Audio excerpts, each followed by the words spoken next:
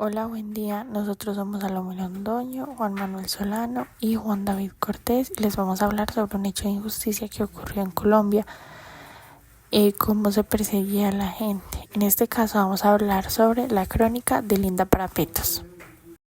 Hola, mucho gusto. Mi nombre es Juan David Cortés y hoy le vengo a hablar de la historia de Linda Parapetos. Linda era una joven de 24 años que vivía en la zona bananera del Magdalena a principios de la década de los 2000, en un pueblo donde todo el mundo se conoce y asimismo se recorre muy fácil los rumores. Linda tenía un grupo de amigos, jóvenes que eran considerados diferentes en su mismo pueblo, que era Francisco y Alejandro. Linda le decían parapetos simplemente porque tenía se, su manera de vestir recordaba mucho a la estética gitana. Ya, además ella gustaba mucho usar manillas, cadenas, ropa negra y se pintaba las uñas oscuros. Además, le gustaba mucho la quiromancia, que es la lectura de cartas. Entonces, en un pueblo que su sociedad era tan conservadora, esto poco a poco los fue marcando para ser considerada una bruja.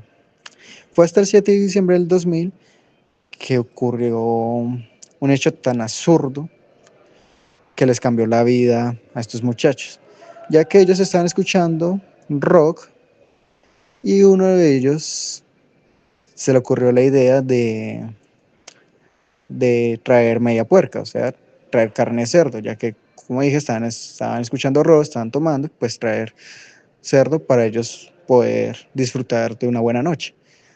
Entonces, mientras que estaban asando el cerdo, una vecina los vio y confundió este acto tan simple como un ritual satánico.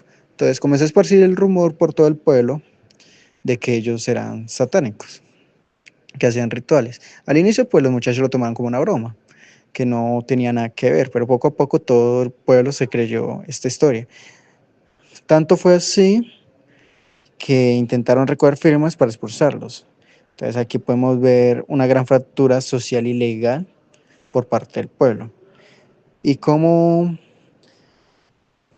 violan la libertad de expresión de los jóvenes, cómo violan su desarrollo a tener diferentes personalidades.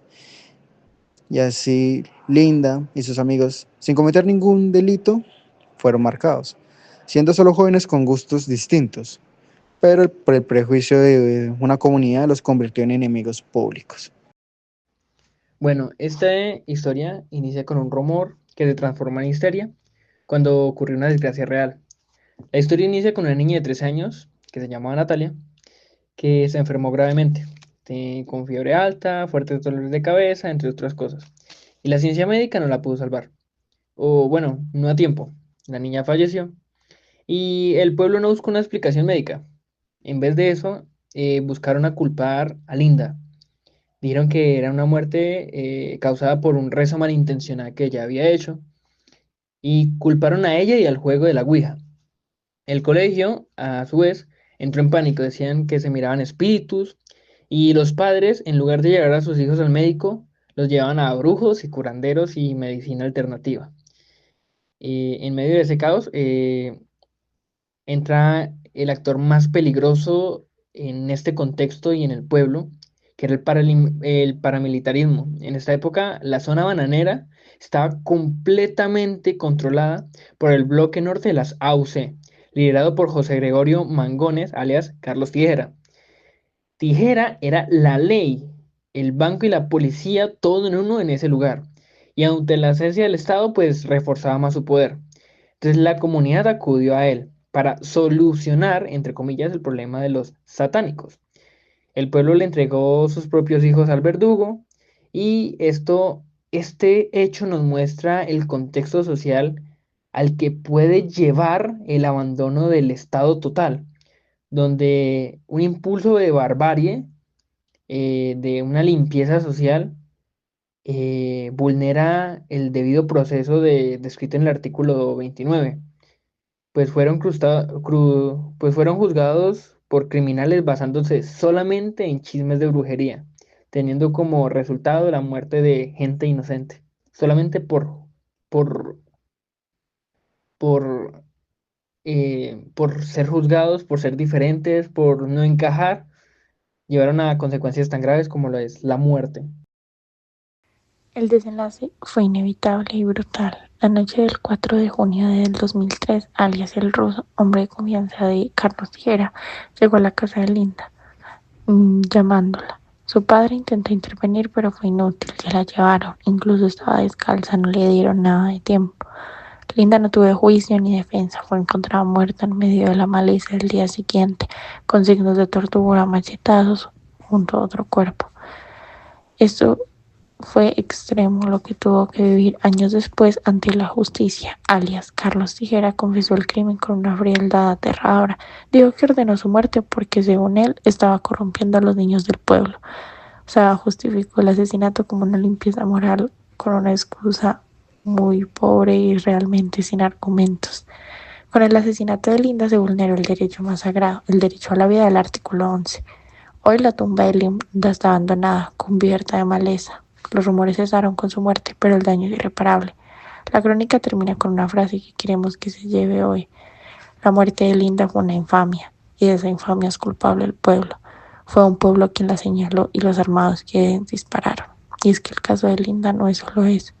No existe solo eso, hay miles de casos como el de Linda donde persiguieron a mujeres por ser llamadas brujas, por decir que hechizaban a las FARC o a los grupos armados o que les daban super fuerza o que evitaban su muerte, que hacían pactos con el diablo y justificaban su muerte o los inculpaban de forma injusta y además le vulneraban varios derechos. Entre esos se encuentra el artículo 16, que es libre desarrollo de la personalidad, el artículo 18, que es libertad de conciencia, y el artículo 29, que es debido proceso, que es de verdad una investigación que hayan mirado y que haya tenido de verdad una investigación, ya que si esto hubiera sido así, la justicia hubiera actuado en nombre de Linda, ella no estaría muerta. Para finalizar, vamos a hacer una retroalimentación con un juego interactivo de Kahoot sobre la historia y sobre lo que hemos dicho más o menos. Bueno, vamos a empezar con la actividad, que es un Kahoot. Y para esto la primera pregunta es: ¿cuál fue el hecho real que originó el rumor de que el grupo hacía ritos satánicos el 7 de diciembre del 2000? Y la respuesta es: comían carne mientras escuchaban rock. La segunda pregunta es: ¿qué elementos usaba Linda Parapetos para que el pueblo dijera que tenía un pacto con el diablo? Vestía de blanco y rizaba en latín, tenía armas escondidas en su casa, se pintaba las uñas de negro y usaba muchas cadenas, o vivía en el cementerio. Para esta pregunta la respuesta es: se pintaba las uñas de negro y usaba muchas cadenas. Con respecto a la muerte de la niña Natalia, ¿qué creía el pueblo que había ocurrido? ¿Se murió por un accidente? ¿Se suicidó? ¿Murió envenenada? ¿O el pueblo dijo que fue una posesión por la ouija? Para esta, la respuesta correcta es: el pueblo dijo que fue una posesión por la ouija. ¿Qué rol cumplía el paramilitar alias Carlos Tijeras en la zona bananera? Era un delincuente que se escondía en el monte, era el alcalde, era la ley, el banco y la policía, era el sacerdote de la comunidad. Y la respuesta correcta es: era la ley, el banco y la policía.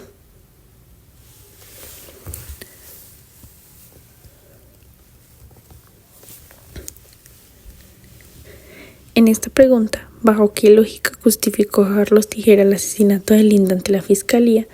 Era informante de la guerrilla, estaba corrompiendo a los niños del pueblo, debía dinero o se confundieron de persona.